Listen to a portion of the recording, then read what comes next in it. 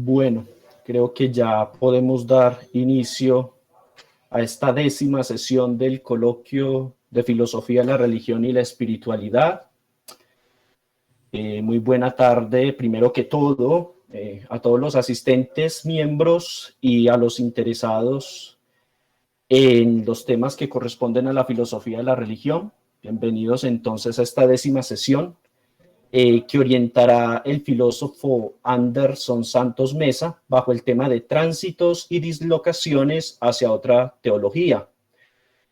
Anderson Santos es, como indicaba, filósofo de la Pontificia Universidad Javeriana de Bogotá. También él ha realizado estudios de extensión en temas alrededor de la filosofía de la religión, estudios de género, cristología, tanto con el Boston College como con la Edinburgh University de Escocia. Anderson, entonces le cedo la palabra para que desarrolle con nosotros su propuesta temática y de antemano agradecemos su participación en esta versión del coloquio de Filosofía de la Religión y la Espiritualidad. Vale, muchas gracias, Steven, por la presentación. Muchas gracias a los asistentes pues, que han destinado parte de su tiempo para acompañarme en este espacio que he titulado Tránsitos y dislocaciones hacia otra teología.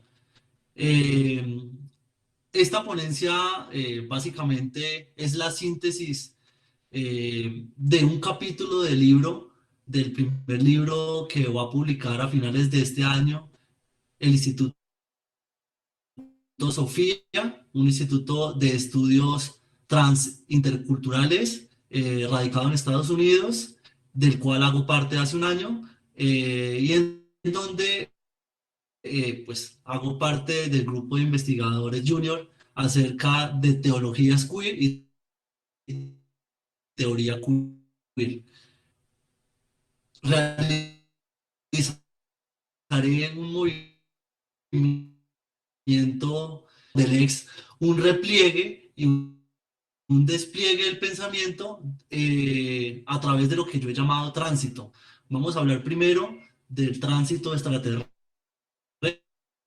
algunas alusiones, noción que surge a mediados del siglo XIX para designar a las personas diversas sexogenéricamente. En un segundo momento voy a presentar la asimilación de esta noción duranista desde la perspectiva queer y desde cómo una noción que surge en un contexto de segregación se vuelve motivo de emancipación y de resistencia política también y religiosa. Este desarrollo nos va a conducir a la coincidencia entre una terminología particular, la noción de tránsito y la noción de emancipación, desde la vertiente del sexo y el género, para llegar pues, a una consideración específica y pertinente en este coloquio, que es el tránsito hacia otra teología queer, o cómo hacer teologías fuera del canon o saliéndonos del marco establecido. Bueno, comienzo con una cita de Paul Beatriz Preciado, que me sirve de adaptación no solamente para hablar del devenir político, filosófico, sociológico, antropológico, de la experiencia de vida queer y de la experiencia de vida no heterosexual o fuera del canon de la normativa heterosexual, y que a su vez me lleva al terreno de la teología. Dice Paul Beatriz Preciado: ¿pertenezco yo más a vuestro mundo que al mundo de los vivos? ¿Acaso mi política, y agrego yo, y mi teología no es la vuestra? ¿Mi casa no es la vuestra? ¿Y mi cuerpo no es el vuestro? Reencarnaos en mí. Tomad mi cuerpo como los extraterrestres tomaban a los americanos para convertirlos en vainas vivientes. Reencárnate en mí, posee mi lengua, mis brazos, mis sexos, mis dildos, mi sangre, mis moléculas, posee a mi chica, mi perra, habítame, vive en mí. Esta cita, tomada del texto Yonke de Paul Beatriz Preciado, nos sitúa en un contexto particular, ¿no? Y de entrada pone sobre la mesa el primer eje sobre el que me voy a mover, que es esta noción de lo extraterrestre y el tránsito hacia algo o un terreno que está más allá de esta Tierra.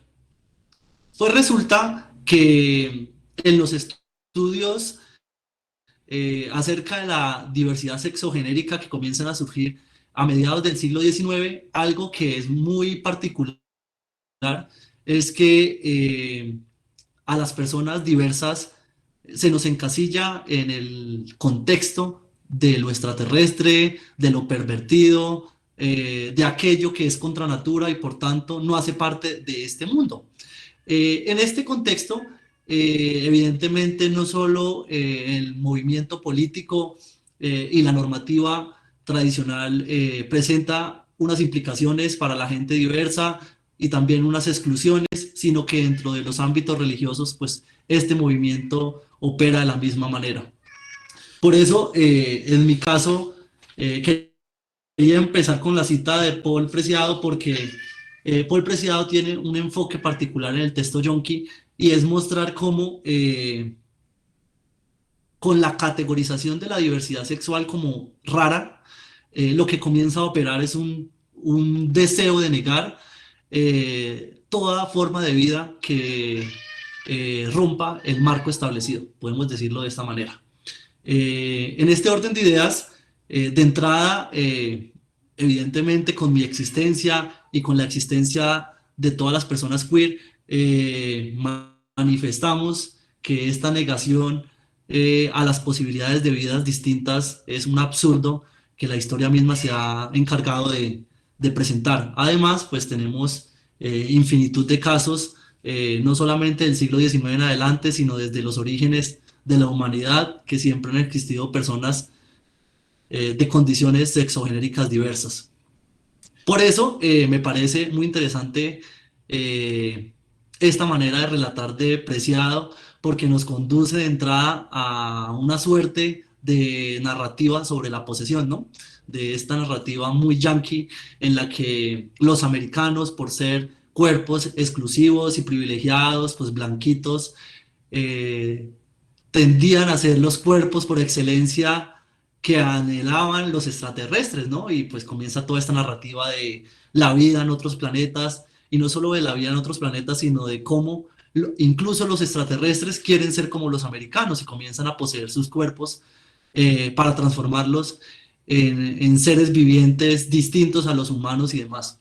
En este caso vamos a hacer eso con nuestra existencia, vamos a usar esta manera en que el pensamiento colonial ha presentado su existencia para hablar acerca de lo que ha ocurrido con la experiencia de vida queer.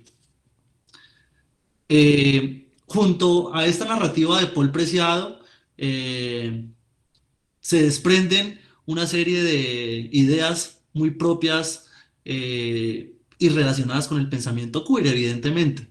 Una de ellas es, si pensamos en la existencia de otro lugar para vivir, aquí lo vamos a llamar Urano, pues por varios motivos, evidentemente tenemos que presentar en otro modo de habitar ese lugar, ¿no? No podemos hablar de la misma manera como nos referimos a esta tierra. Por eso aquí vamos a desprendernos un poco de la narrativa terrícola y vamos a hacer una suerte de performance también relacionado con lo que implica salirnos de la Tierra para habitar otro planeta, Urano precisamente. Al mismo tiempo vamos a comenzar a crear una utopía en el pensamiento particular que nos va a permitir desarrollar esta ponencia, dado que pues vamos a hablar de Urano como un lugar y a la vez como un no lugar, evidentemente porque quienes somos queers y comenzamos a ser categorizados desde el siglo XIX, como lo dije ahora, como uranistas, no nos vamos para ningún Urano, seguimos habitando esta tierra en ciertas épocas pues más intensamente que en otras épocas con mayor persecución que en esta, pero en este ejercicio de habitación lo que vamos percibiendo es que aunque queremos o se nos relega a Urano, evidentemente habitamos en la Tierra, aunque no parezca. Y aunque en la historia misma se haya preferido enmudecer las voces de las personas diversas. Eh, sobre esta narrativa, sí, voy a avanzar un poco. Hay como un texto que en mi investigación me parece muy interesante y lo uso, que es un libro con tinte psicológico o pseudopsicológico que se llama Los hombres son de Marte y las mujeres son de Venus. En esta obra lo que sucede es que el psicólogo Gray, en 1995, hace 26 años, 27 años, decide crear una narrativa sobre los comportamientos humanos, ubicando a las mujeres o diciendo que las mujeres provienen de Marte, de Venus, perdón, y los hombres provienen de Marte. Con esta narrativa comienzan a aparecer en la historia y en la categorización de los estudios de género y demás una suerte de características muy peculiares, ¿no? John Gray dice, por ejemplo, que los marcianos, es decir, los habitantes de Marte, desean constantemente ser admirados y son más fuertes y por tanto tienen más poder.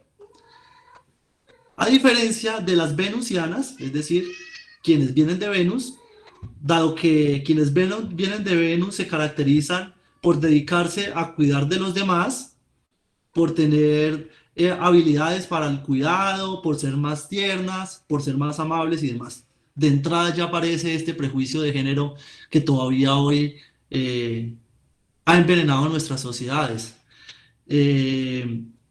Y de esta manera John Gray comienza a caricaturizar lo que son las relaciones humanas.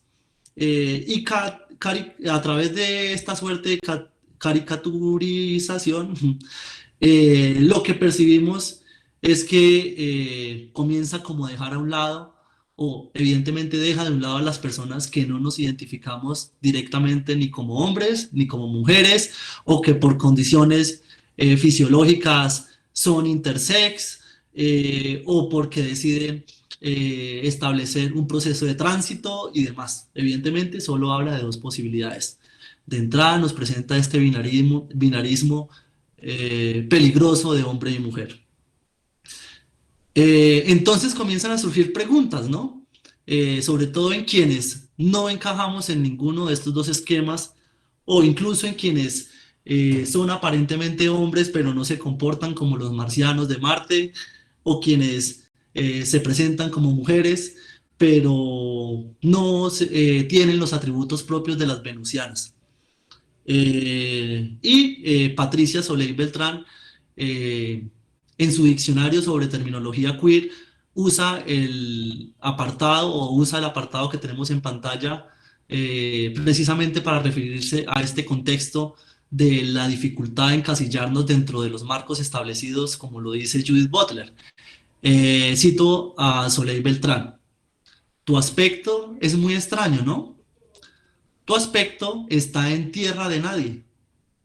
Lo abyecto es precisamente esta tierra de nadie, espacio que define los límites exteriores de lo aceptable, fuera de los cuales una persona no se considera alguien humano. Evidentemente, según la narrativa que nos presenta John Gray, pues si no vengo de Venus y no vengo de Marte, no puedo considerarme alguien humano, dado que los humanos venimos o de Venus o de Marte. Y evidentemente esto trae de suyo un proceso de deshumanización, ¿no? Mientras el común de la humanidad busca inmiscuirse en alguno de estos dos marcos binarios del género, quienes no encajamos en ninguno de los dos nos hacemos la pregunta de la extrañeza: o somos de esta tierra o no lo somos, o somos un bicho raro, o traemos un error de fábrica, o hay algo en nosotros que se ha desviado, o qué es lo que sucede porque no me identifico con nada de lo que me dicen que debo ser.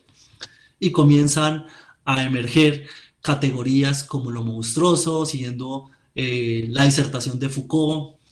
Comienzan a aparecer teorías acerca de las desviaciones contra natura, según la narrativa propia del catolicismo y el cristianismo, por ejemplo. Eh, Comienzan a aparecer disonancias entre lo que me pide la hegemonía que sea y lo que yo soy, precisamente porque trato de existir y porque quiero defender mi existencia como de lugar. En este contexto es que resulta importante pensar en un lugar como Urano, dado que Urano se presenta en la narrativa histórica desde los griegos como el lugar donde habitan los seres de dos naturalezas, el lugar de la rebeldía sexual, el lugar en el que resulta posible habitar desde la diferencia y demás.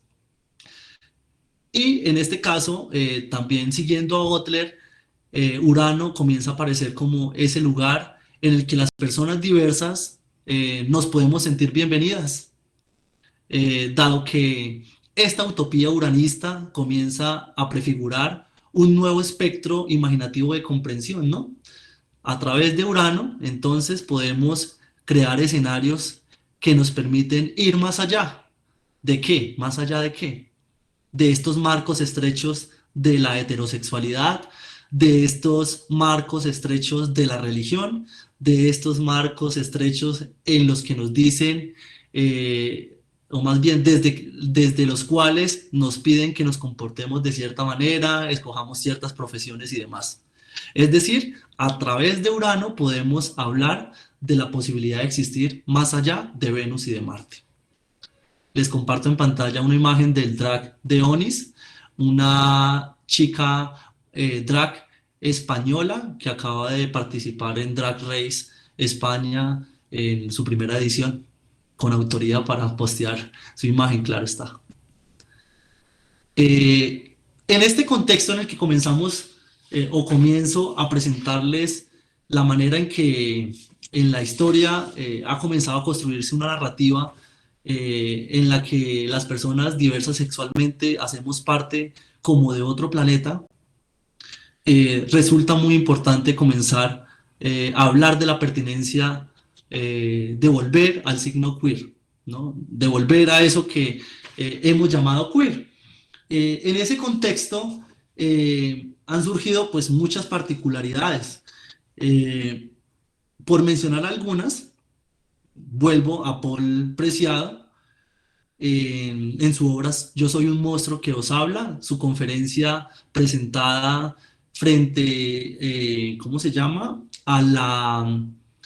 Eh, al espacio internacional de psicoanalistas en Francia, a la escuela de psicoanalistas francesa, esa era la expresión, ya lo recordé. Y Paul Preciado dice evidentemente que solamente este tipo de narrativas las pueden comprender quienes no tienen una afinidad terrícola cis heteropatriarcal. Con esta alusión lo que Paul Preciado quiere decir es que para acercarnos al signo queer o a la narrativa queer debemos dejar a un lado, como quitándonos los zapatos, eso que se nos ha dicho que es el ser humano, o esos marcos estrechos sobre los cuales constantemente buscamos encasillar a todas las personas. Algunas caberán en esos marcos, pero todas no. Siguiendo apreciado, encontramos, por ejemplo, que la humanidad ha sido creada sobre una lógica hegemónica que deshumaniza a todos los que no encajamos en dichos sistemas rígidos y binarios, tratándonos como extraterrestres, es decir, expulsándonos de esta tierra en la que solo se puede ser de cierta manera. Entonces, ¿quiénes somos los queers? Surge la pregunta. Y dice Paul Preciado, los queers somos considerados como monstruos cuyos rostros, cuerpos, prácticas y lenguajes no han sido todavía considerados como válidos en un régimen de saber y poder determinado. Y aparece una paradoja, ¿no? Por eso es importante volver sobre el signo queer. Porque aunque nos hacen creer que nuestra existencia no es válida, paradójicamente parece que tuviéramos como petróleo, dice Paul Preciado. dado que todos los regímenes poderosos quisieran acceder a nuestro cuerpo y para ello nos privan de la gestión y de la reproducción de la tierra. También parece como si fuéramos ricos en materia prima indefinible, como si tuviéramos una rara y preciosa esencia. De lo contrario, ¿cómo explicar que todos los movimientos liberticidas estén tan interesados en nuestras identidades, en nuestras vidas, en nuestros cuerpos y en lo que hacemos en nuestras camas, sobre todo? Y comienzan a aparecer particularidades y marcos de referencia específicos dentro de la narrativa queer, como los cuerpos trans. Dado que los cuerpos trans son los habitantes por excelencia del frío urano, padecen sobremanera este proceso doloroso de colonización y expropiación. Así lo explica Preciado frente a los psicoanalistas de la escuela freudiana de Francia. Y cito a Paul Preciado. El cuerpo trans es con respecto a la heterosexualidad normativa lo que los campos de refugiados de la isla de Lesbos son hoy con respecto a Europa. Una frontera cuya extensión y forma se perpetúan por medio de la violencia. Son entonces un lugar de control y muerte. Por eso buscan cortar aquí, pegar allá, sacar órganos, reemplazarlos por otros. El cuerpo trans entonces comienza a ser ocupado como la colonia. Cada día en cualquier calle de Tijuana o Los Ángeles, de San Petersburgo o Goa, de Atenas o Sevilla, un cuerpo trans es asesinado con la misma impunidad con la que una nueva ocupación se levanta a un lado u otro del río Jordán. La psicología clínica y la medicina participan en una guerra por la imposición y la normalización de los órganos del cuerpo trans. El migrante ha perdido el Estado-nación. El refugiado ha perdido su hogar. Asimismo, la persona trans en este sistema comienza a perder el cuerpo. Todos ellos cruzan la frontera. La frontera los constituye, los corta y los destituye. Los atraviesa y en algunos casos los revienta. Sin embargo, viven en el cruce. El cuerpo trans es la epistemología de la diferencia sexual, lo que América fue el Imperio Español.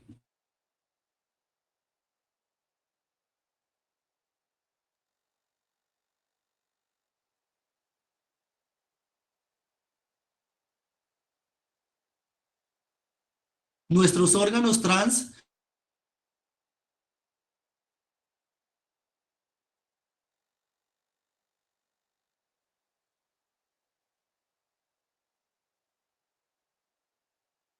es que la plata se ha separado de la roca, el minero es arrojado con la tierra sucia a un pozo.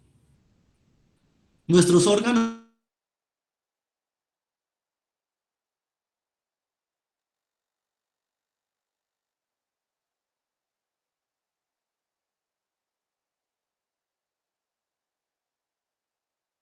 por eso, para la hegemonía, el cuerpo trans es odiado, pero sus órganos maldecidos son los más deseados y se consumen.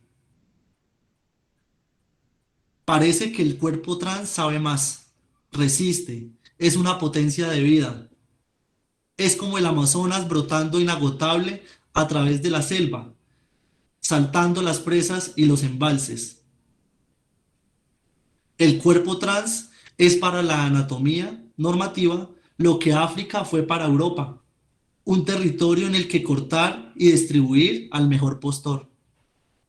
Los senos y la piel para la cirugía estética, la vagina para la cirugía estatal, el pene para la psiquiatría y la anamorfosis para Lacan. Aquí es donde debemos hacernos ciertas preguntas. ¿Qué pasa con el cuerpo trans? ¿Qué pasa con el cuerpo queer? ¿Qué pasa con las personas queer?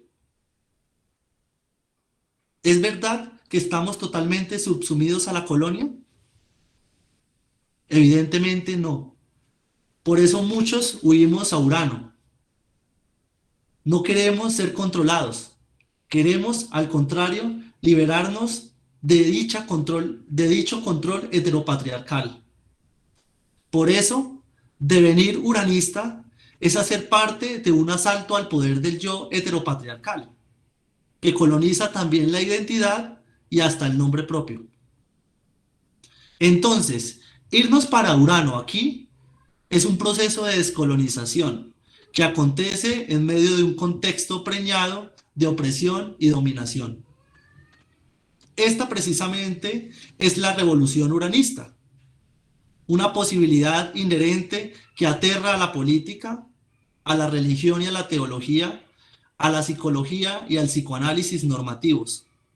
Por eso, constantemente desde estas áreas buscan neutralizar esta potencialidad.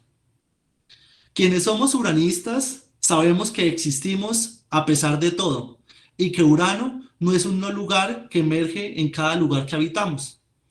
Por eso, además de las trans, somos la niña que corre por un pueblo de Cantabria y sube a los cerezos arañándose las piernas, y también el niño que usa el maquillaje de su madre y se pone tacones para caminar y bailar por toda la casa.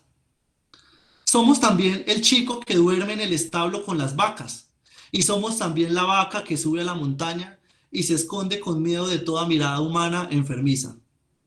Somos Frankenstein, intentando buscar a alguien que le ame mientras camina con una flor en la mano, y somos también aquella flor que lleva en la mano y todos los que pasan a su lado y huyen de él.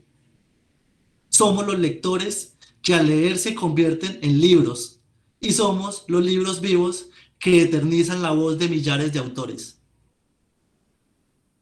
Además, somos la adolescente que besa a una chica detrás de la puerta de la iglesia, y somos la joven que se viste de jesuita o franciscana o carmelita y aprende párrafos de la ética de Spinoza y de la Suma Teológica de Tomás de Aquino de memoria y en latín. Somos también la lesbiana de cabeza rapada que acude a los seminarios de sadomasoquismo en el centro gay y lesbiano de la calle 13 de Manhattan. Y somos también la trans prostituta que habita y resiste en las calles del barrio Santa Fe en Bogotá, y somos las calles por las que transitan miles de personas. También somos la persona que rechaza identificarse como mujer o como hombre y se administra pequeñas dosis de testosterona cada día hasta romper el umbral del sistema binario de género.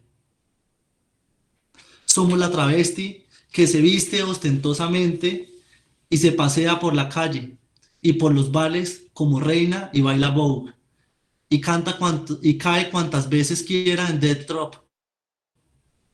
Somos, finalmente, todos los cuerpos antihegemónicos que resisten en su diversidad y se niegan a esconderse. Entonces, ¿qué significa volver al signo queer? Significa, evidentemente, volver hacia esas personas que han sido consideradas extrañas, desviadas, enfermas, disidentes, dado que el verbo queer se ha traducido al español como extrañar, transgredir, desviar, extraviar y dislocar.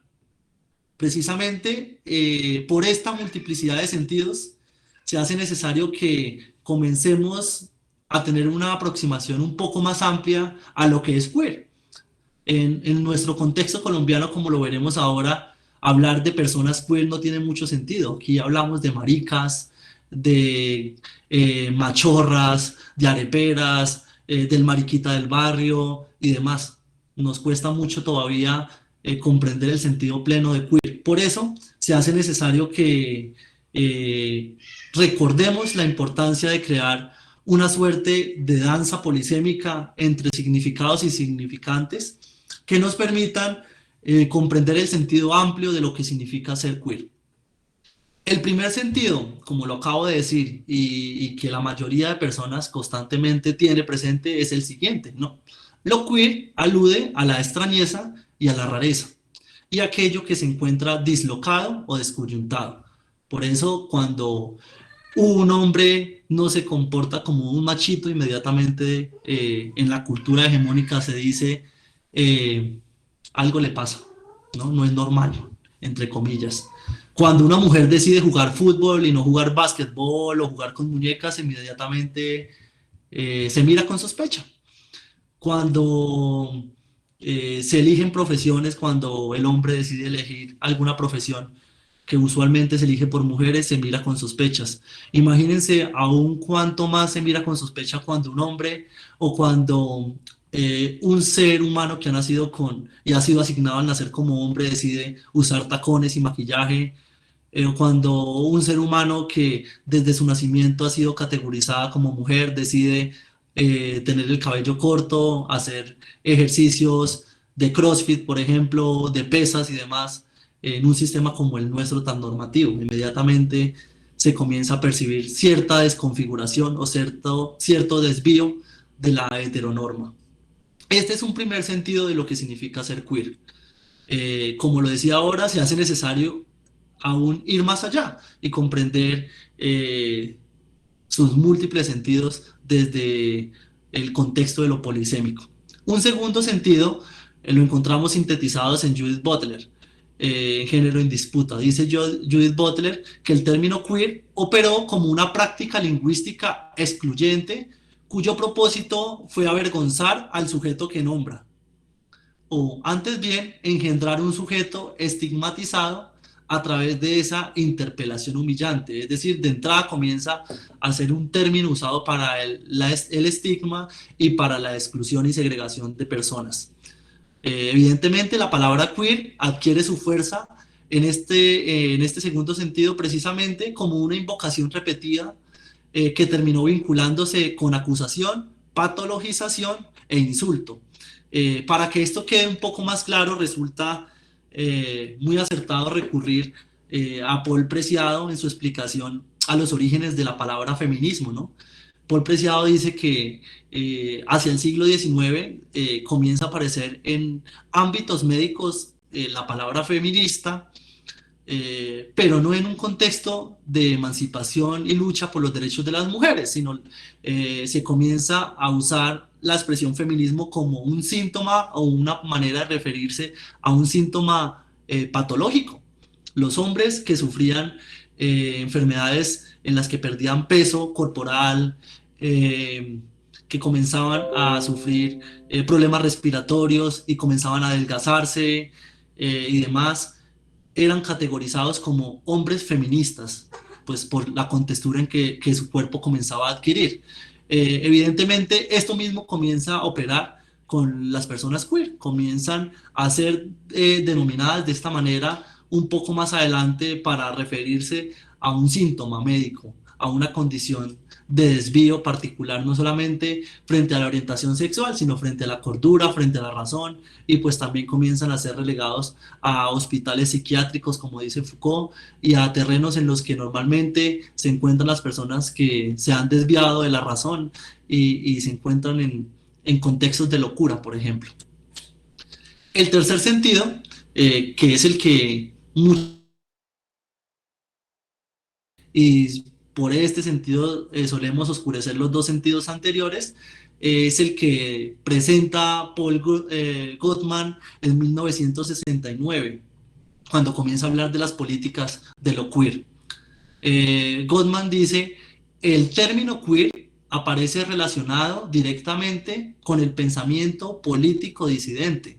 Es decir, que quienes hacen parte de la izquierda política en un régimen de derecha, por ejemplo, hacen parte de un pensamiento político disidente, aunque cueste enunciarse como queer. Evidentemente, cuando yo asumo la terminología queer, me doy cuenta que no solamente no encajo en la heteronorma, que no solamente cumplo con las expectativas del sistema normativo cis heteropatriarcal, esto en todas las dimensiones, en la religión también, por supuesto, sino que también hago parte de un pensamiento político disruptivo que me saca de la norma común según la cual yo comprendo los procesos de desarrollo político y democrático, por ejemplo. Teniendo como estos tres sentidos de lo que significa ser queer, podemos, por ejemplo, añadir aún un sentido más que en esta época, desde nuestros territorios y desde el pensamiento situado, se presenta con bastante energía, ¿no? Y es queer con C o queer con K. Este sentido que a veces, o esta manera de enunciar lo queer desde contextos hispanohablantes y a veces nos parece un poco raro y no sabemos qué significa, pues tiene un propósito también que es importante denunciar, ¿no? Y es que, como sabemos, los conceptos no están fijos.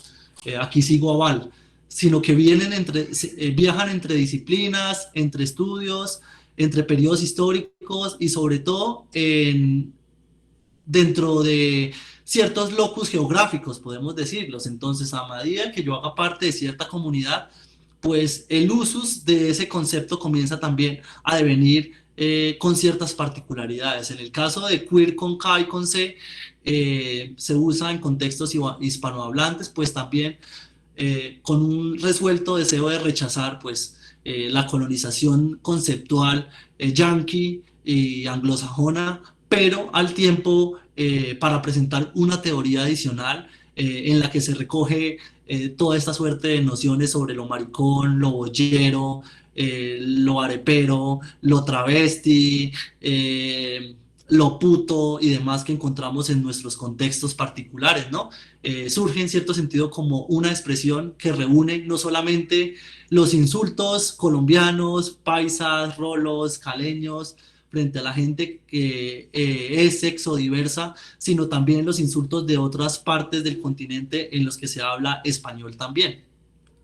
Y el propósito de reunirnos en torno a lo queer es evidentemente presentar un lugar de enunciación propio que se presenta como crítico frente a los contextos anglosajones, como lo decía ahora. Sobre esto, en mi trabajo sobre el que he extraído estos fragmentos que aquí estoy presentando, hago una recopilación de una suerte de decálogo sobre los modos o los sentidos propios en los que usamos queer con C o con K. Aquí solamente voy a dejarles unos cuantos que nos permiten continuar avanzando en esta presentación. El primero es el siguiente. Lo queer representa una ostranienie, es decir, una desfamiliarización del término queer anglosajón, es decir, una desautomatización de la mirada lectora que busca registrar la inflexión geopolítica hacia el sur. Es evidente que buscamos comprendernos desde aquí, no con expresiones y nociones extranjeras. Y también busca que desde nuestras periferias se presente una respuesta contraofensiva a la epistemología colonial americana y europea, según la cual siempre se busca asumir lo propio, ¿no? Y siempre tratamos de darle explicación a nuestra historia desde historiografías angloamericanas, alemanas, qué sé yo, españolas y demás, cuando se trata de construir desde aquí, sobre todo desde esta región donde se nos sigue considerando como si no existiéramos, ¿no?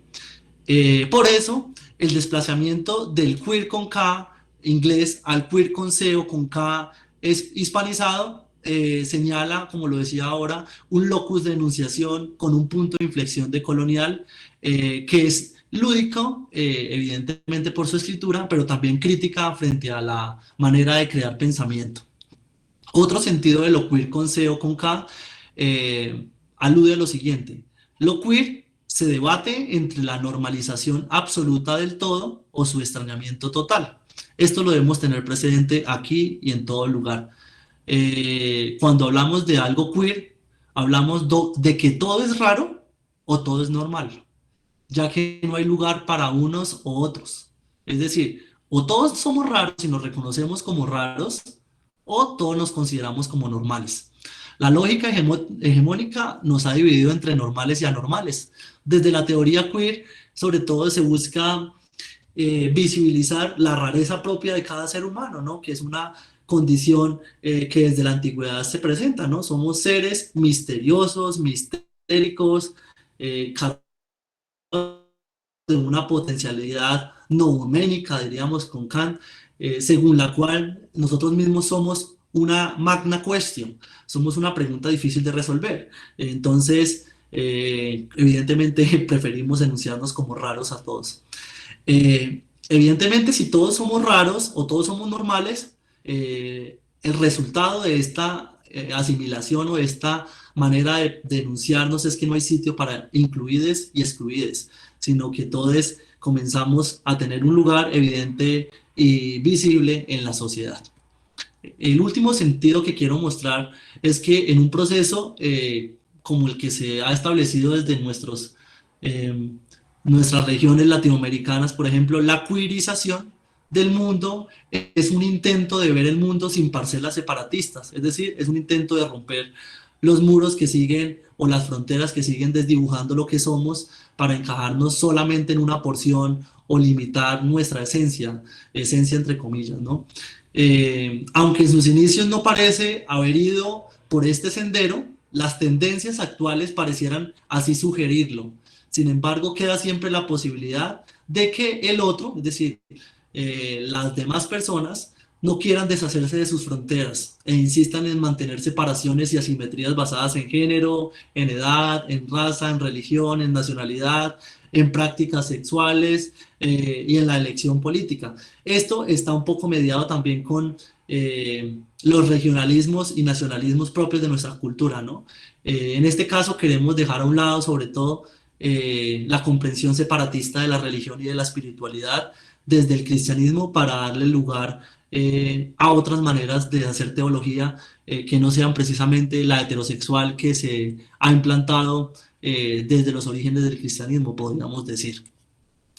Eh, para dar paso al siguiente apartado, concluyamos diciendo que entonces lo queer se constituye como el centro de las utopías y por eso hemos dicho desde el comienzo que nos retiramos a Urano. Es decir, a través de lo queer comenzamos a construir un eje desde el que podemos articular aquello que aún no tiene lugar, el no lugar, hemos dicho. Pero no por eso creemos que ese no lugar es imposible de que les llegue a tener, sino que decidimos resueltamente alejarnos y usar la metáfora de Urano como un lugar al que nos escapamos para hablar del aquí y hacer que Urano evidentemente no tenga que existir, sino que la Tierra sea el único lugar donde todos tengamos cabida. Por eso se trata de un proyecto que a la vez es un anhelo y que a la vez es un guía que nos permite queerizadamente denunciar aquello que todavía parece no tener lugar, que es una sociedad en la que todos tengamos lugar, voz, derechos y demás. Llegamos así al siguiente apartado, que como al comienzo le decía, yo lo he llamado tránsito y emancipación. Y vuelvo hacia una noción particular de Donna Haraway, que es la siguiente. Dice Haraway, los monstruos han definido siempre los límites de la comunidad en las imaginaciones occidentales. Y continúa diciendo Haraway, por ejemplo, que los centauros y las amazonas de la Grecia antigua establecían los límites de la polis central, en donde debería estar el ser humano masculino griego hegemónico de la época. Y quienes se limitaban o se salían de dichos límites más bien eran conducidos hacia la ibris, que hacía romper con el matrimonio, que hacía terminar en tragedias a los guerreros, por ejemplo, y que en últimas convertía a los guerreros en animales o incluso en mujeres, dice Haraway. Los gemelos no separados o las personas hermafroditas eran el confuso material humano de la temprana Francia moderna, que basaba el discurso en lo natural y en lo sobrenatural, en lo médico y en lo legal, en portentos y en enfermedades, y desde el cual se comenzaba a construir una identidad humana muy particular en la modernidad, ¿no? Cuando nacía una persona hermafrodita, por ejemplo, se castraba sin voluntad de su familia, incluso se asesinaba, se aplicaba hormonas a la fuerza, se relegaba a conventos, a vida monacal, por ejemplo, para evitar que la sociedad entera asumiera y comprendiera que existían personas que rompían la normativa. Y esto sigue avanzando, ¿no? Las ciencias evolucionistas y el comportamiento de los monos y de los simios, por ejemplo, han marcado las múltiples fronteras de las identidades industriales de finales de este siglo. Asimismo, la ciencia ficción feminista, los monstruos cyborg de Haraway, evidentemente, definen posibilidades políticas y límites bastante diferentes de los propuestos por la ficción mundana del hombre y de la mujer ideales, ¿no? Y cristianos. En este contexto comenzamos a percibir cómo hablar de lo monstruoso, de lo uranista, de lo queer, comienza a prefigurar una suerte de revolución frente a la existencia, ¿no? No hablamos de esto para seguir considerándonos como bichos raros, sino para evidenciar que siempre hemos existido y somos seres humanos como los demás, incluso mejores, me atrevería a decir. Eh, en este contexto me parece oportuno volver sobre Paul Preciado, porque evidentemente Paul Preciado toma la vocería en representación de todes, quienes hemos sido considerados habitantes de Urano por ser demasiado raros para habitar en este mundo terrícola heterosexual, y de manera dialéctica grita las convergencias radicales y existentes entre quienes asumen la lógica hegemónica y quienes resistimos a dicha ideología opresora. Es decir, comienza a enunciar las diferencias que existen entre ser terrícola y ser uranista, o entre ser miembro de la cis heteronorma y ser parte de la disidencia sexogenérica queer. Eh, en última, lo que hace Preciado es pregonar el futuro hacia el que transitamos y que en esta ponencia buscamos por lo menos vislumbrar, ¿no?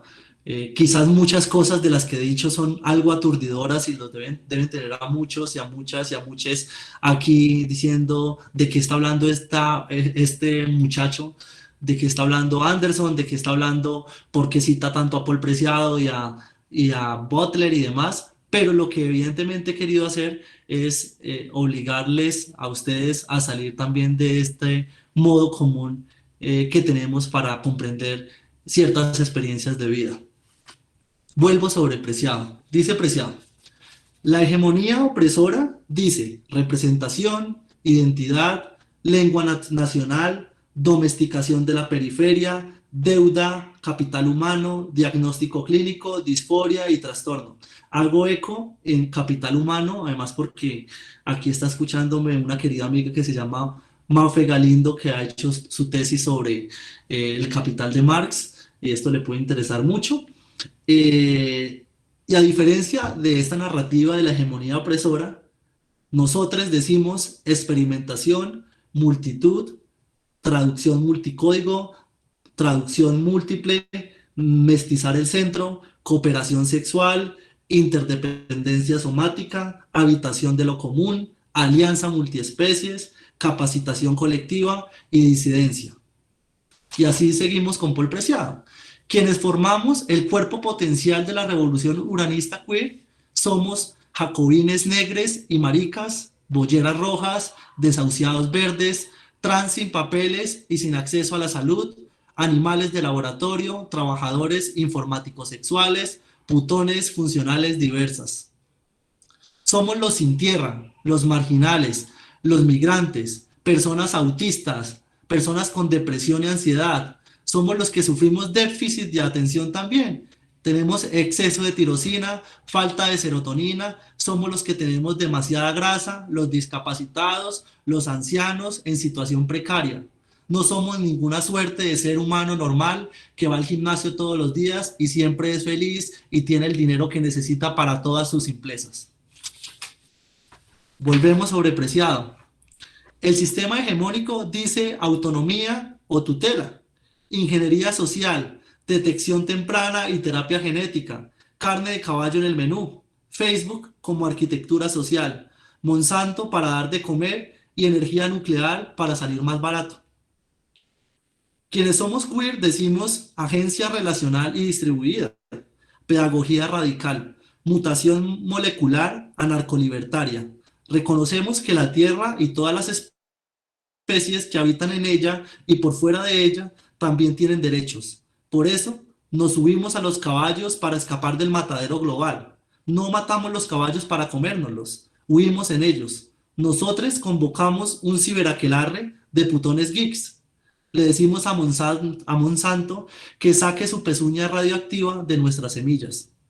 Aquellos patriarcas, sin embargo, dicen píldora para prevenir el embarazo, clínica reproductiva para convertirse en mamá ideal y en papá ideal, poder, control, integración, copyright, dicen hombre o mujer, blanco o negro, humano o animal, homosexual o heterosexual, válido o inválido, sano o enfermo, loco o cuerdo, judío o musulmán, creyente o ateo, Israel o Palestina. Nosotros decimos colectivización, colectivización, potencia, proliferación de una multiplicidad de técnicas de producción de subjetividad, códigos abiertos y programación incompleta, imperfecta, procesual, colectivamente construida y relacional, es decir, siempre en práctica con los seres humanos. Gritamos que el aparato binario de producción de verdad sobre el que se afinca el sistema heteropatriarcal terrícola no funciona. Evidentemente, desde lo queer, hemos construido nuestra nación nómada, por supuesto, en Urano, porque en este globo terráqueo nos hacen la guerra económica al golpe de machete digital neoliberal. Quienes tenemos experiencia de vida uranista o queer, somos conscientes de la necesidad de inventar nuevas metodologías de producción de conocimiento y nueva imaginación política capaz de confrontar la lógica patriarcal de la guerra, la razón heterocolonial y la hegemonía del mercado como lugar normalizado de producción del valor y de la verdad. Evidentemente apuntamos hacia una transformación micropolítica. Buscamos modificar nuestra producción de signos, nuestra sintaxis y, por supuesto, nuestra subjetividad. Evidentemente, desde esta narrativa de Paul Preciado, lo que se busca presentar es un deseo por crear en la manera en que pensamos y la manera en que existimos y resistimos una transmutación, ¿no? Que no solamente esté orientada hacia los modos de producción capitalista, evidentemente, sino hacia la reproducción de la vida misma, es decir, darle el lugar privilegiado a la vida misma y al ser humano que vive, ¿no? Precisamente por esto, leo lo que está en pantalla, nuestra intención no consiste en reformar los estados-nación o en meramente en reformar los estados-nación, ni en mover fronteras de aquí para allá o destruir las fronteras, como decíamos hace un rato. Buscamos sobre todo descolonizar el mundo de los terrícolas para volver a habitar en el que quizás alguna vez fue nuestro hogar. Y con esto estamos hablando sobre todo de modificar la terrapolítica o la política comprendida en una dimensión geopolítica y la terrateología a través de perversiones e indecencias uranistas, que en últimas son perversiones e indecencias desde la óptica de la heteronorma. Así llegamos pues a nuestro último tema particular y que tenía que hacer todo este recorrido que luego podrán consultar un poco a detalle en el trabajo que les cuento que va a salir publicado en el libro, dado que es imposible hablar o comprender el sentido de llevar a la teología hacia otra manera de crearse o el tránsito necesario hacia otra teología o la posibilidad de romper los marcos estrechos de la teología para presentar otro modo de hacer teología que siempre estaba ahí, nos conduce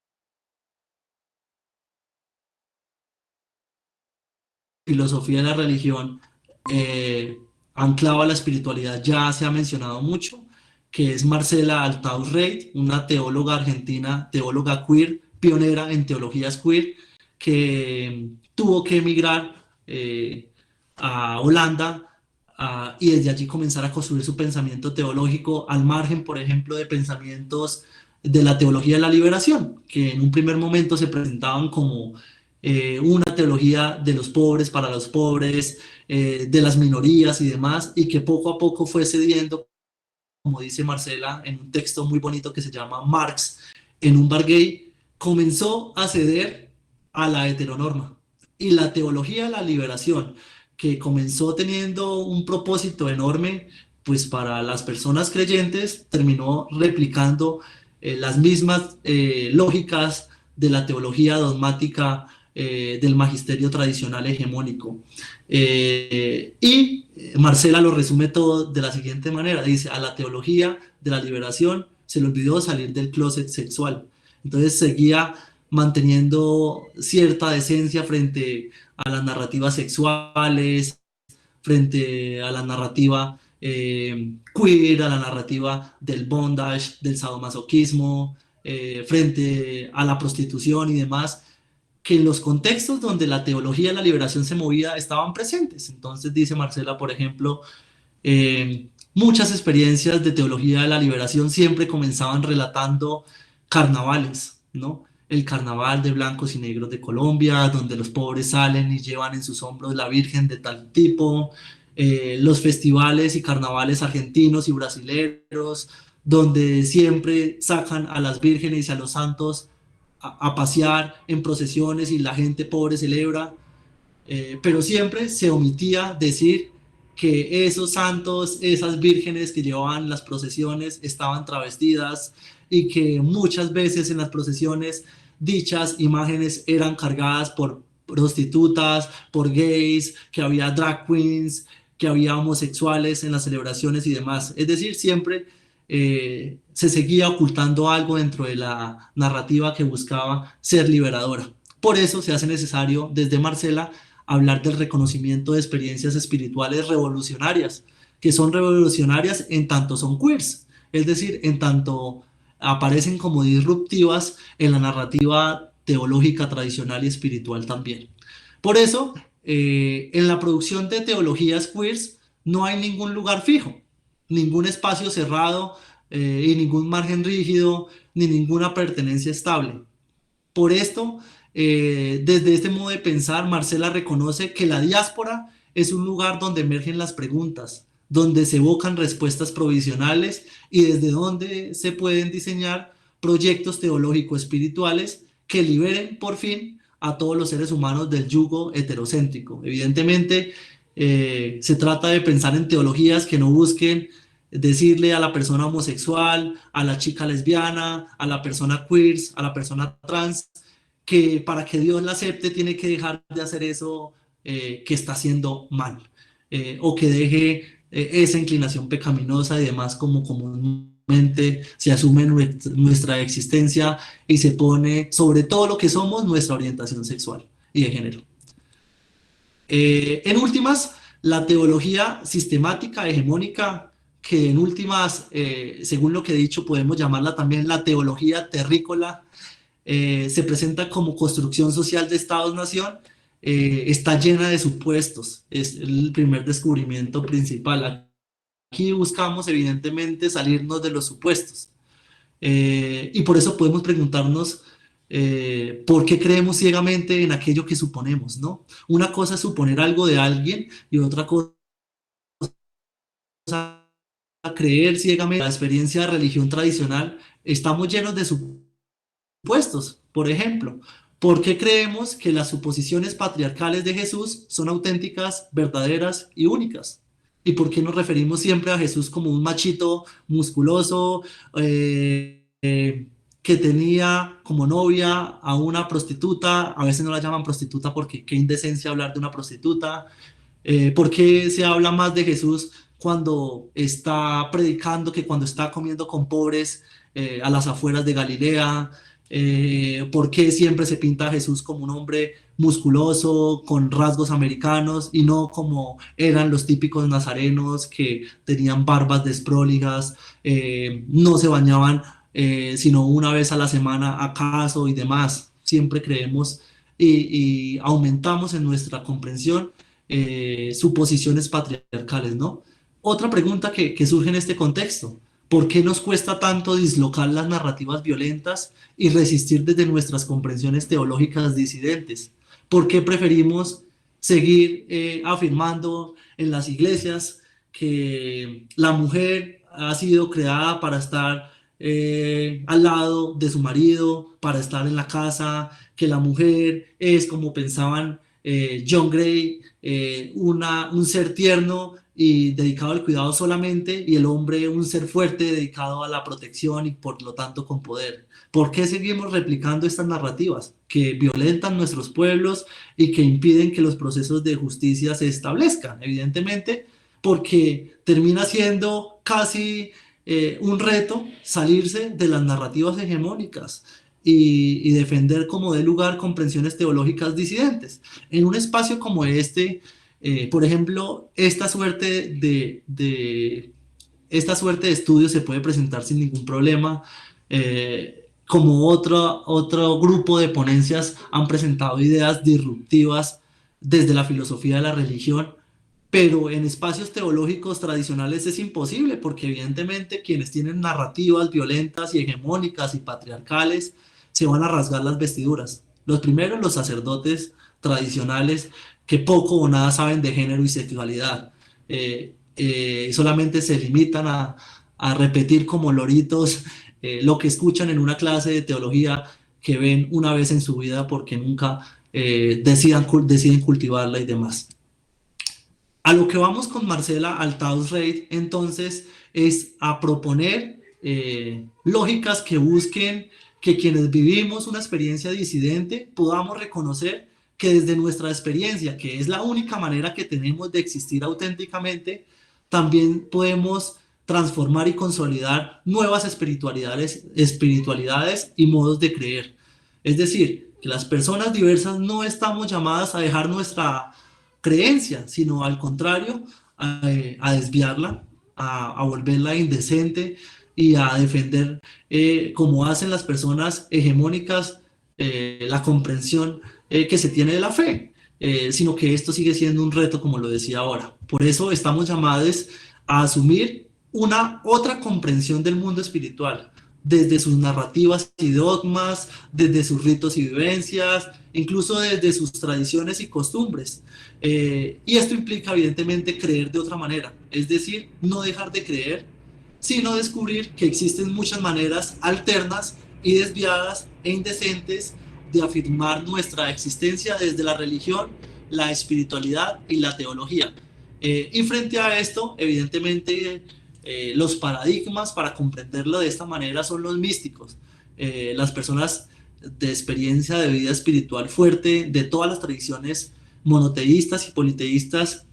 Se presentan como seres disruptores y disruptivos frente a lo que se dice que es la experiencia espiritual, ¿no? Siempre van más allá, como desde la teología queer evidentemente se propone. Por eso, una teología como la que pretendemos hacer aquí, o la que pretendemos animarlos a ustedes a consultar, esta otra teología debe ser una teología que resista y luche por la dignidad, por la vida, por la esperanza de quienes en muchos contextos no tenemos ni vida, ni voz, ni dignidad, ni mucho menos esperanza, dado que representamos para las demás personas la corrupción y demás. Debemos entonces hacer posible, por usar la expresión teológica propia de Hegel y de Kant, por ejemplo, hacer posible la dimensión inestimable del proceso escatológico de la redención para todos. Esto de dimensión inestimable del proceso escatológico apunta a un proceso de salvación en el que no hayan algunas personas condenadas por el hecho de existir, sino un proceso en el que todos podamos alcanzar eso que llamamos salvación, que en últimas es la felicidad y la plenitud humana. Entonces, pensar en la existencia de un dios o de una diosa queer creará un nuevo espacio para un diálogo teológico para y desde disidentes heterosexuales, dado que la teología queering, la tarea teológica y Dios son parte de una salida del armario para el cristianismo, para el islamismo también, para el budismo, que ya no es simplemente una opción entre otras, ni un desafío fuera de lo que se ha considerado como el camino de la teología clásica, tradicional, dogmática, sino que purificar la teología es el camino de la propia liberación de Dios, aparte de la nuestra, y como tal constituye una crítica a lo que la teología heterosexual ha hecho con Dios al encerrar lo divino en el armario heterosexual. En teología, como en el amor, evidentemente, este es un punto cumbre en el pensamiento de Marcela Althaus-Rey. En teología, como en el amor, esta búsqueda es espiritual, lo que requiere continuar al otro lado de la teología y al otro lado de Dios. Es decir, que es necesario cambiar de sendero, podemos decir, cambiar de rumbo o desviarnos del camino heteronormativo para considerar esta suerte de pensamientos. Termino toda esta carreta que he dado ya por una hora tratando de sintetizar el trabajo con una cita de una de las autoras más importantes de Latinoamérica en estos momentos en los que el pensamiento queer, el pensamiento maricón, el travestismo se impone y habla con una voz cada vez más fuerte en nuestras sociedades y contextos, y que además nos ayuda a salirnos, para concluir, de la metáfora de Urano con la que comenzamos este trabajo, de la metáfora de lo extraterrestre con la que comenzamos esta exposición, para volver a este aquí y ahora, desde donde debemos empezar a considerar este tipo de teologías disruptivas. Dice Gloria Anzaldúa: me di cuenta de que en realidad no importaba si en verdad un espíritu extraterrestre había entrado en mi cuerpo o si yo lo había inventado todo, como evidentemente lo he hecho yo.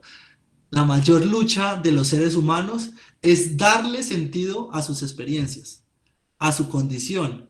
Y esta fue mi manera de darle significado a mis experiencias, y así es como es creada la realidad. Evidentemente, a través de todo lo que he dicho aquí, del pensamiento queer y demás, quien escribe estas palabras y habla en este momento, es decir, yo solamente tenía un propósito, y era en un espacio como este en el que evidentemente hay muchas personas con intereses teológicos y filosóficos relacionados con la religión, eh, percibieran por lo menos que es posible emprender investigaciones llenas de sentido, que no van por los senderos típicos del modo de hacer filosofía de la religión, del modo de hacer filosofía y teología y espiritualidad, sino que también es posible hacer o movernos a través de pensamientos dislocados que nos conducen por ciertos tránsitos que a veces se salen de la norma o que se suelen salir de la norma, y que nos conducen pues a otra manera de teologizar y de filosofar, desde la cual también surgen pensamientos interesantes. Termino contándoles qué es esta mancha roja que ven en pantalla. Quizás algunas personas sepan de qué se trata. No es ningún feto dentro de un vientre ni nada por el estilo, parece pero no es. Se trata de la dislocación de Urano. Evidentemente, una imagen muy famosa en ambientes académicos, porque Urano además tiene un sentido muy particular, ¿no? Urano es el planeta de las personas desviadas, y este planeta hace poco tuvo un golpe que lo desvió aún más y que pareció sacarlo del sistema solar y demás. Entonces, me parecía que no había un lenguaje no verbal más indicado para hablar de dislocaciones que precisamente la imagen del golpe que dislocó el planeta de los dislocados. Yo me quedo callado, todavía tenemos un espacio para conversar. Les agradezco la paciencia que han tenido con esta ponencia tan larga, y pues todas sus preguntas son bienvenidas. Muchas gracias. A usted, Anderson, muchas gracias. Una hora, como tú dijiste, de un interesante contenido, por cierto. Tú rescatabas ahorita que esto de lo queer pues constituye el centro de utopías, ¿no? Yo añadiría que es también un centro de problemáticas, sobre todo en ese intento de querer conciliar, o más bien de introducir nuevas perspectivas en torno al dogmatismo teológico que siempre ha sido muy conservador en sus ideas, ¿no? Pero he ahí propiamente lo problemático. En esta medida, pues, quisiera que en este momento entonces hiciéramos espacio para las preguntas. Si alguien de los asistentes las tiene, puede activar su micrófono y hablar.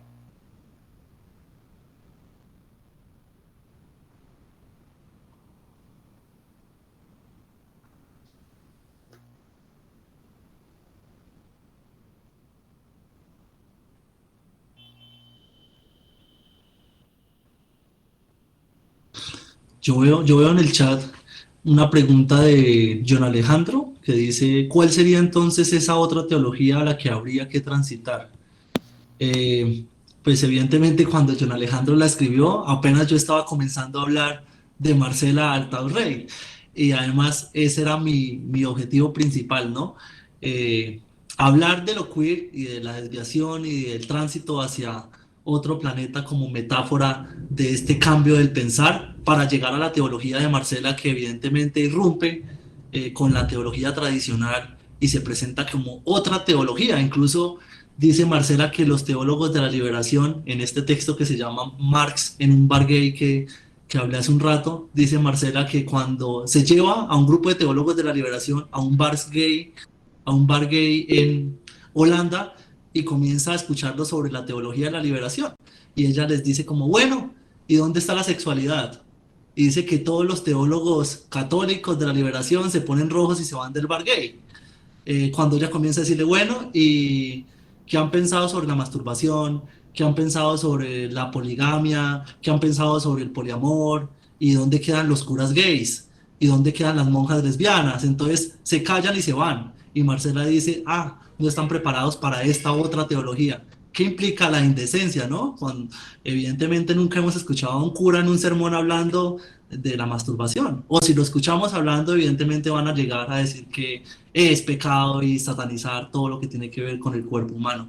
Esta otra teología o este otro modo de pensar busca sobre todo darle lugar a lo que no se le ha dado lugar en las esferas teológicas, ¿no?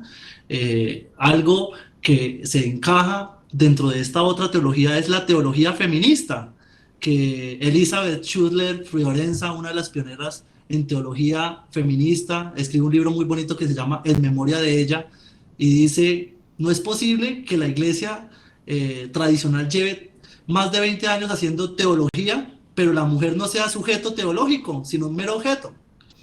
Y todos los autores de teología sobre la mujer son hombres. Y solamente hablan de la mujer para seguir diciendo que debemos ser monjas, debemos cuidar al esposo y a la familia y ya. Entonces, cuando aparecen mujeres que hacen otra teología, dicen, bueno, ¿y por qué se asume que Dios es hombre? Si en Juan, primera de Juan, por ejemplo, se dice que Jesús viene del vientre de Dios. Y si fuera hombre, ¿cómo así que un hombre tiene vientre y la palabra que se usa en la Biblia es útero? No, esto no se puede decir porque esto es impúdico, entonces digamos que Dios tiene un brazo fuerte y de ahí viene Jesús. Entonces, las mujeres ponen sobre la mesa en la Iglesia Católica, por ejemplo, temas teológicos que no habían salido. Y no solamente se ponen a sí mismas como objetos, sino que se presentan como sujetos teológicos, que es una cosa, es decir, sujetos que hacen teología, pero a la vez sujetos teológenos, en lugar seres que producen teología, es decir, que en sus vidas mismas se encarna esto que llamamos Dios. Entonces comienzan a aparecer disrupciones muy particulares que se extienden pues a la diversidad sexual. Por eso a lo largo de la ponencia no hablo tampoco de la teología gay, porque pasa lo mismo, ¿no? Los teólogos gays, en su mayoría protestantes, colonizan la narrativa teológica homosexual y comienzan a meter dentro del homosexualismo, como sucede en Estados Unidos a finales del siglo XX, sobre esa noción de homosexual, meten a lesbianas, a trans, a gays, a negros, y ya, y solamente hablan del homosexual, y comienzan a presentar un modo de ser homosexual que termina sacando a todas las personas que no cumplen ese modo de ser homosexual, y nuevamente caen en la norma, ¿no? Y por eso en los ambientes queer se dice que el pensamiento gay terminó vendiéndose al capital, ¿no? Lo veíamos ahora con el Pride y demás, ¿no? El Pride dejó de tener el sentido de protesta en muchos ambientes para convertirse en una fiesta gay donde reparten arcoíris y ya. Y así sucesivamente comienzan a aparecer modelos disruptivos que desde este modo de pensar particular, muy raro además, sé que muchos deben estar con la cabeza un poco desviada, adolorida como yo estoy evidentemente, porque aparecen muchas cosas sobre la mesa y toda esta noción del uranista, de otro planeta, de otra manera de pensar, de una distrofia y demás, pues irrumpe de una manera difícil de asumir en un primer momento así de sopetazo, diríamos. Eh, en el chat me aparece que Carlos Mario tiene una pregunta. Te Pueda, escucho. Carlos Mario.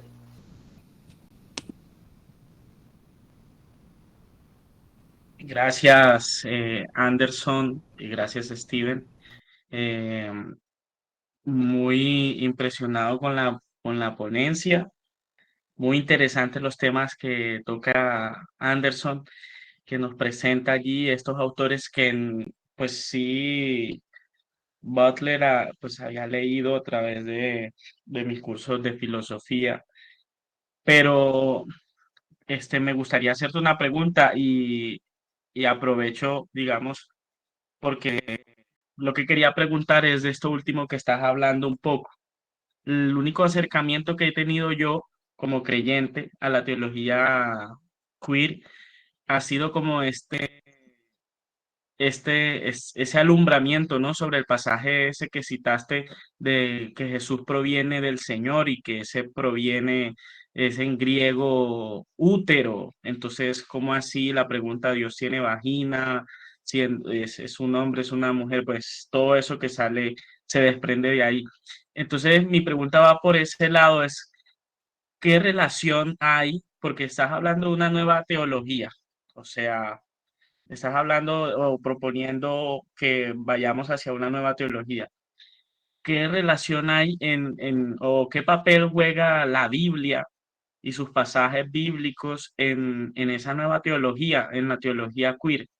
O sea, ¿cómo usaremos la Biblia allí? Siendo que la teología tradicional usa la Biblia como texto sagrado y de manera fundamentalista, ¿no? Aquí dice así, hacemos así. ¿Cómo usar y cuál sería el papel de la Biblia en esta nueva teología queer? Pues, qué buena pregunta, Carlos Mario, porque sin duda la manera de escandalizar desde la teología queer es usando la Biblia y usando la patrística cristiana. Yo hice mi tesis de filosofía sobre San Agustín y cuando hice mi tesis, pues rastreé la economía de la expresión confesio en las confesiones de San Agustín. Ahora leo las confesiones desde esta perversión que llamamos lo queer y pues encuentro cosas muy chéveres además que me permiten de colonizar mi propia manera de leer a San Agustín. Que uno suele asumir que cuando le dice a un amigo le dijo a tal persona, te amo, y uno dice, ah, no, entonces es un amor distinto. ¿Y por qué no puede ser un amor como el de una pareja? Y uno interiormente comienza a aplicar la misma lógica heterosexual a todo lo que lee. Con la Biblia ha pasado exactamente lo mismo. Precisamente Marcela Altaus Rey fue una pionera leyendo Biblia. Dice que quien quiera hacer teología queer solamente debe saber hacer tres cosas. Dice, primero, debe saber traducir desde el griego. Segundo, debe saber refutar a los traductores latinos y sobre todo se va hacia San Bartolomé y hacia todos estos franciscanos, sobre todo que han traducido la Biblia del griego al latín y los autores patrísticos al latín, evidentemente. Y dice, en tercer lugar, deben aprender a travestirse. Dice, no hay que hacer nada más. Si una persona sabe traducir del griego, sabe pasar del griego al latín y sabe travestirse, puede hacer teología queer. ¿Por qué? Porque implica que sabe no solamente interpretar y desviar el lenguaje, sino que también sabe y puede desviarse a sí mismo. En este contexto, por ejemplo, los estudiosos y estudiosas y estudioses queer en asuntos de teología y filosofía se han dado cuenta que muchas traducciones de la Biblia son falsas, son falsas. Por ejemplo, en la mayoría de las Biblias se asume eh, que sodomita es una expresión que alude al homosexual. Evidentemente no, el pecado de Sodoma no es la homosexualidad, es la falta de hospitalidad. Si uno lee los pasajes relacionados con Sodoma, se da cuenta que pues los sodomitas en su mayoría eran heterosexuales, según se relata, querían las hijas del profeta y no las querían para sí solos, para todo el pueblo. ¿Qué pasó? Que su desviación, su perversión hacia el ángel, hizo que pues Dios decidiera acabar con Sodoma. Evidentemente la traducción pone homosexuales.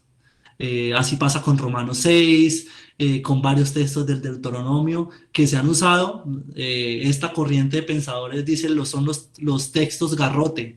Son como 7 textos bíblicos que se usan para decir ser homosexual es pecado. Cuando se va a las lenguas originales se dan cuenta que primero, homosexual es una palabra del siglo XIX. Entonces, realmente a qué hacen alusión y qué descubre uno. A proxenetas, esclavitud sexual, a sistemas de opresión en la antigüedad, que en ningún sentido aluden al homosexual, pero que la traducción ha usado esto. Entonces comienzan a aparecer rasgos específicos en la Biblia que nos permiten incluso leer la Biblia en su verdadero sentido. Esto implica dejar a un lado la comprensión heteronormativa. Aludo, Carlos, al texto, a lo que aparece en Primera de Juan, porque es algo maravilloso, ¿no?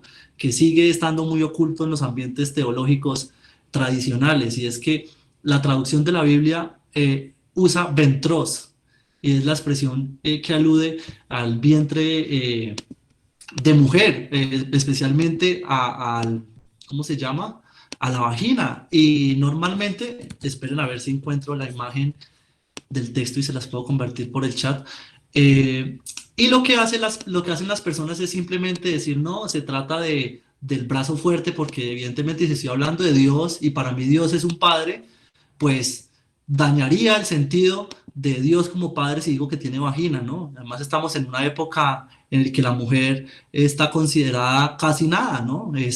En los textos, en la época en la que aparece el texto sagrado de Juan, sobre todo, la mujer no tiene un lugar significativo en la sociedad, y encima llevamos la tradición veterotestamentaria que dice que Dios es un hombre barbado, fuerte y demás, según nos lo han hecho, nos lo han transmitido. Decir que tiene vagina, que tiene vientre, pues es desvirtuar esa comprensión hegemónica, es volverla indecente. Esta es la expresión que usa Marcela Altaurray todo el tiempo. Dice, aquí estamos haciendo cosas indecentes. Entonces, incluso aquí en estos momentos yo estoy hablando de indecencias, porque la primera vez que mi abuela escuchó esto se echó la cruz. Y fue muy chistoso porque evidentemente con su gesto performativo religioso estaba mostrando que era algo que en los espacios teológicos no se podía hablar. Pero oh, sorpresa, no es algo que me estoy inventando, es algo que está en la Biblia y que solamente estoy dando una traducción porque existe, y en los aparatajes, por ejemplo, médicos, la traducción aparece así, exactamente como se las estoy dando. Por acá ya la encontré, se las voy a mandar por el chat, por si alguno quiere tener la imagen y el dato. No sé si alguien más tenga otra pregunta. Gracias, Carlos Mario, por tu pregunta. A ti, Anderson, por tu respuesta. De verdad que uno, por ejemplo, cuando se acerca a los textos patrísticos, pues hay divergencias y comprensiones, porque en algunos padres de la iglesia sí hay una perspectiva de comprensión de Dios como hombre, ¿sí? Y sobre todo por esta recuperación del legado tradicional clásico griego, en que el hombre impera como figura política intelectual, ¿no? Esto en ciertos padres de la iglesia se hereda.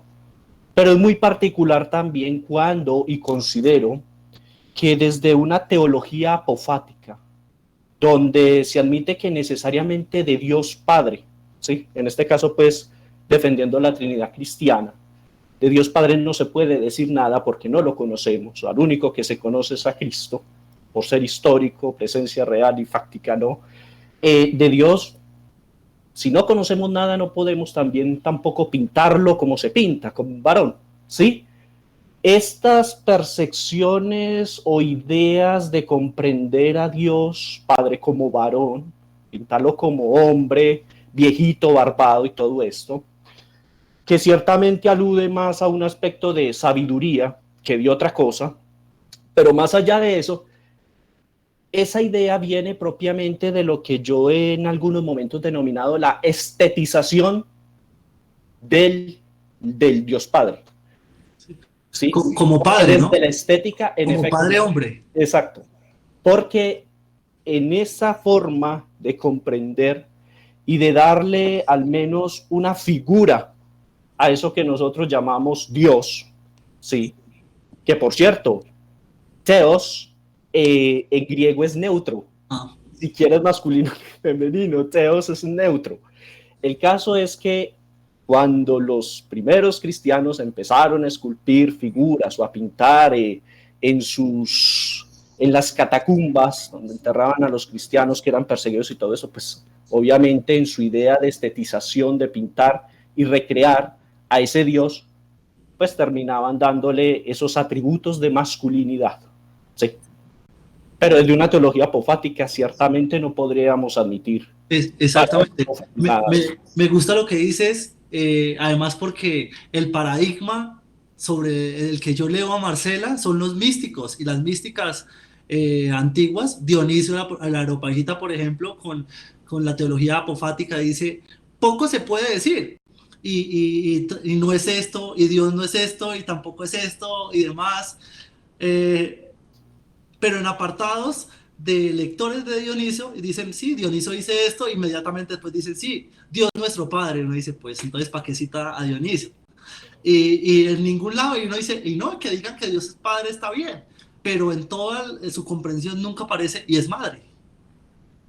Solamente hay una inclinación, ahí sí como dice Tomás de Aquino, hacia una comprensión particular, ¿no? Y, por ejemplo, con el caso de hablar de Dios como madre, en mi caso solamente lo hago pues para romper un poco la manera en que comprendemos, ¿no? Porque uno nunca dice, Madre nuestra que estás en el cielo, santificado sea tu... No, Padre nuestro, porque el Padre es el providente y demás. La madre no, la madre es para la cocina. Y así comienza a perpetuar otras cosas que en la narrativa aparecen.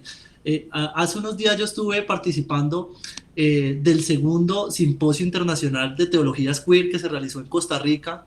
Incluso el jueves vamos a tener el conversatorio sobre teologías queer en este espacio, y uno de los participantes, que se llama Hugo Córdoba Vaquero, que es el encargado pues del Instituto Sofía en el que yo participo, realizaba toda una lectura de la Trinidad y de la perijoresis trinitaria en clave del poliamor. Y dice, sí, hablamos de que debemos tener al Padre, al Hijo y al Espíritu Santo dentro de nosotros, pero es impudoroso decir que hablar de tener tres cosas dentro de nosotros, por lo menos algo se parece a la comprensión que tienen las personas poliamorosas frente a sus relaciones, ¿no? Seguimos hablando de tres personas de un mismo, que conforman un mismo Dios, pero nos cuesta salirnos de las meras comprensiones heterosexuales monógamas que tenemos en nuestro imaginario. Y así, en el caso de la Biblia aparecen mis rasgos. En mi enfoque, yo no me he centrado tanto en la Biblia, eso no quiere decir que lo desconozca, sino que mi interés ha sido sobre todo Agustín, en principal medida porque Agustín en las Confesiones, por ejemplo, tiene una narrativa sobre la historia de la salvación muy particular y siempre se refiere a la imago Dei. Y dice como que todo el plan de la salvación está orientado a que el ser humano alcance su plena imagen con Dios, es decir, su correspondencia con su creador. Por ningún lado habla de orientación sexual, de nada.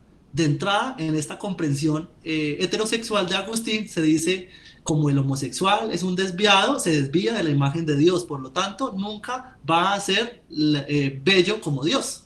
Esta es una deducción heterosexual de la comprensión del plan salvífico de Agustín, y se encuentra en los medievalistas del siglo XX, en muchos que dicen ser homosexual es malo. ¿Por qué? Porque el homosexual no se parece a Dios.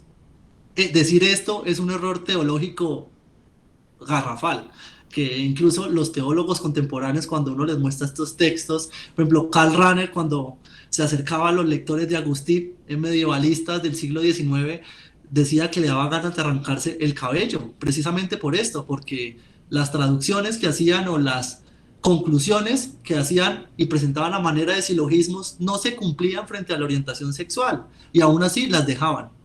Y pues como eran las vacas sagradas, diríamos nosotros, no se podían apelar hasta esta época, que mujeres como Marcela, como Carmen Bernabé, tenemos a Elizabeth Schudler, en su mayoría son mujeres.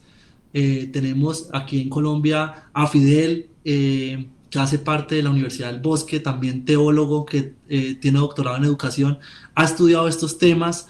Lo que hay, por ejemplo, muchas personas afro que se han acercado a la teología queer porque encuentran una manera particular de reconocerse frente a Dios, ¿no? Pues imagínense una persona afro ir a una iglesia y que siempre vean a Jesús pintado blanco, a la Virgen mona, crespa, de cierta manera, con joyas ataviadísima, y pues una persona pobre viendo esta imagen, dice, pues eso es inalcanzable para mí.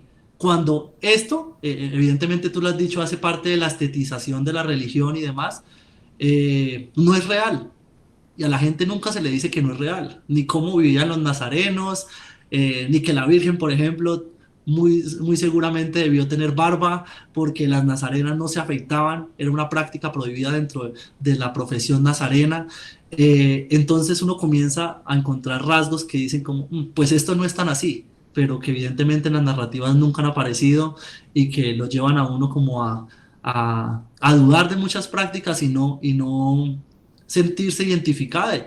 Yo digo, una persona heterosexual blanca, gringa, lo tiene súper fácil. Llega a la iglesia y ve que todos los dioses son como él, o que todos los santos son como él, y dice, ah, no, este es mi lugar.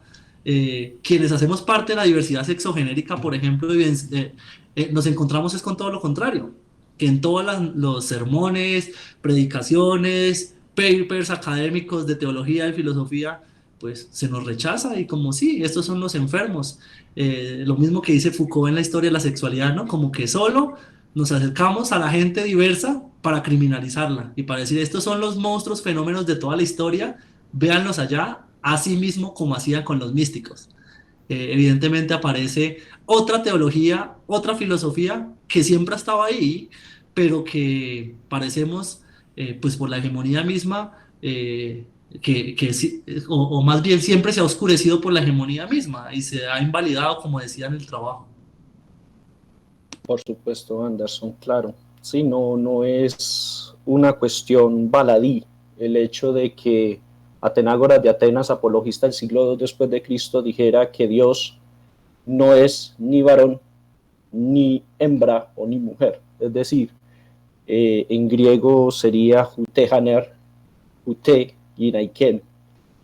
Entonces, eso es lo más interesante, sobre todo porque no se puede hablar de lo que no se conoce. Eso suena muy kantiano, pero realmente estos pensadores de cristianismo naciente la supieron llevar y traer a colación sobre este aspecto. No sé si alguien más desea hacer alguna pregunta, algún comentario al respecto de lo que Anderson ha desarrollado en su interesante exposición.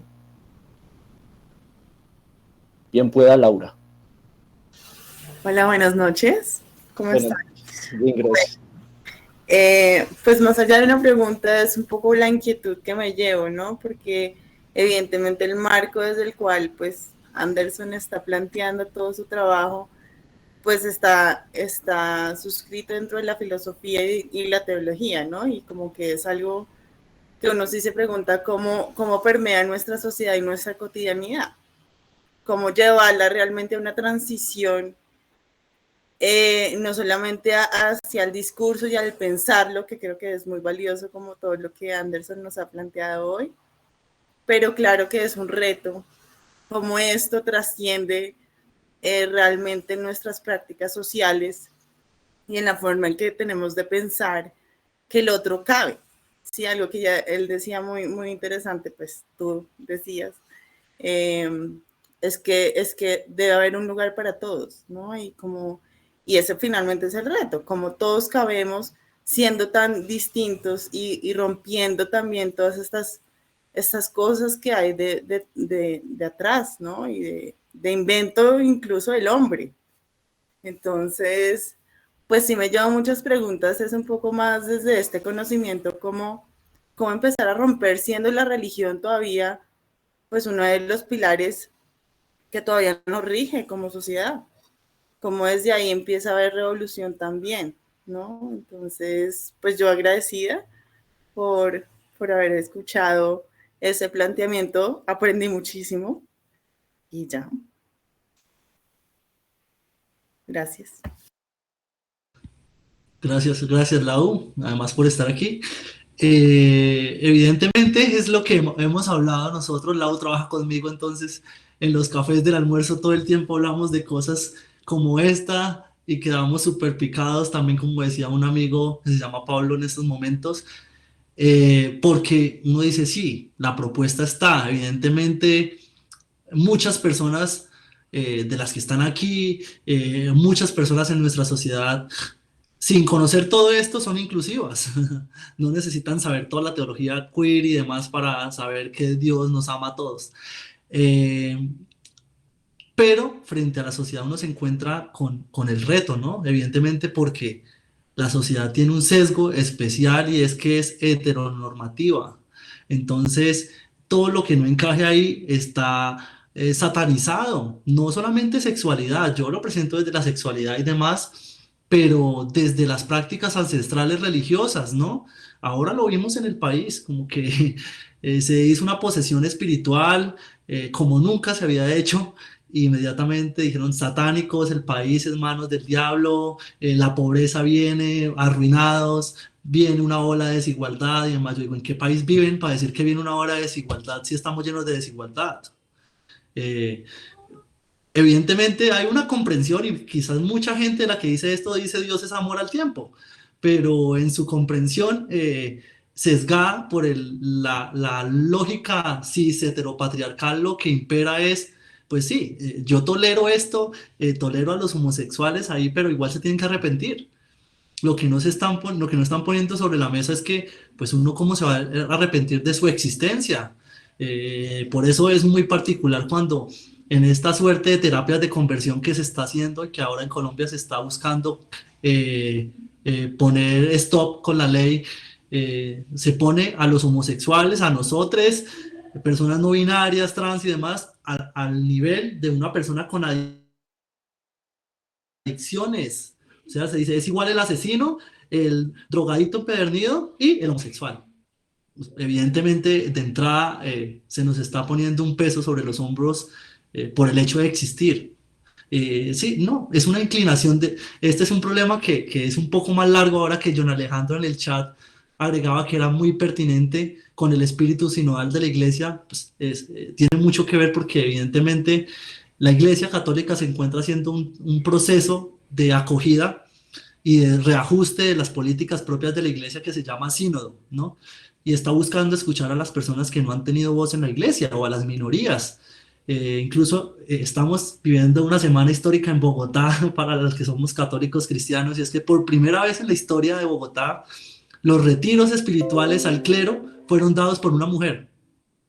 Esto nos parece a nosotros algo absurdo. Uno dice, pues una mujer obviamente sí, pues nunca había sucedido.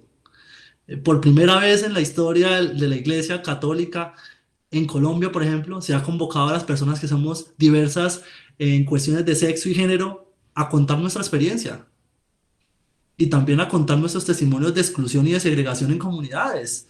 Se ha invitado a mujeres, se ha invitado a víctimas de pederastia, pero también se ha invitado a gente que lleva toda su vida en su iglesia, sirviendo en el altar y demás, porque se busca darle voz a las personas que nunca han tenido. En cierto sentido, descentrificar la iglesia del mero clero, como siempre ha sido. Esto, de entrada, es otra manera de hacer iglesia. No iglesia queer, pero otra manera de hacer iglesia. Y por eso quienes están más disgustados son quienes hacen parte del clericalismo, ¿no? Porque esto implica que se les quite el micrófono a ellos, o por lo menos la potencialidad de su micrófono para escuchar a todas las personas que viven en comunidad. Esto, a gran escala, es lo que se busca desde la teología queer, ¿no? Darle voz a las personas que siempre han estado. No significa que nunca hayamos estado, siempre hemos estado, pero cuando teníamos la oportunidad mínima de hablar, se apagaba el micrófono, se acabó el evento, bye. Sí, pobrecito, venga, le hago una oración para ver si cambia y ya. O pues hay que darle la inclusión al gay, entonces que hablen todos y habla el gay y listo, seguimos y no ha pasado. Cuando no hay una apertura auténtica, como tú lo dices, Lau, y como John Alejandro también lo propone, es evidente que que esta otra manera de pensar empieza por otra manera de asumir, tú decías ahorita al otro, ¿no? Es quitarme un poco esa superioridad que me hace ver como más importante o con mayores rasgos ontológicos o escogido por Dios a diferencia de los demás, sino reconocer que si hay algo que tenemos en común todas las personas, incluso las demás especies que no son humanas, es que somos criaturas creadas por Dios, decimos desde el relato del Génesis, por ejemplo. Entonces ahí se amplía el espectro de otra manera, ¿no? Por supuesto, Anders.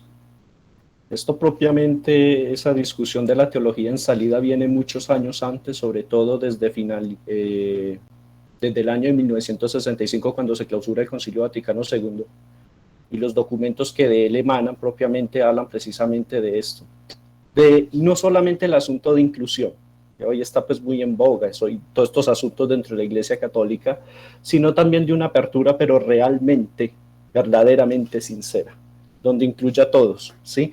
Aunque ciertamente, y esto no es de desestimar, hay ciertos prelados que esquivan la situación y la comprensión de lo que propiamente implica una apertura desde la Iglesia, ¿no? Pero hoy en día el asunto de la teología en salida está bastante en boga en el catolicismo, lo cual implica también pensar estos asuntos anclados a lo que propiamente la Iglesia defiende como, Iglesia Católica defiende como una teología en salida. No sé si alguien más quisiera agregar algo o damos por terminada la sesión. Bueno, yo creo que hemos culminado. Muchas gracias, Anderson, y a todos por su asistencia a esta sesión de nuestro coloquio. Les recuerdo que para el día de mañana a las 6 de la tarde tendremos la sesión en torno al tema la obra de arte poética y lo divino a cargo de la filósofa de la Universidad de Antioquia, Adriana García. Los esperamos para entonces y les deseo a todos una feliz noche. Vale, muchas gracias a todos. Les voy a dejar en el chat Marx en un bar gay, que lo mencioné toda la charla, para que le puedan dar una ojeadita, y si alguien quiere conversar, pues no duden en escribirme. Que estén muy bien. A usted, Anderson, muchas gracias. Hasta luego.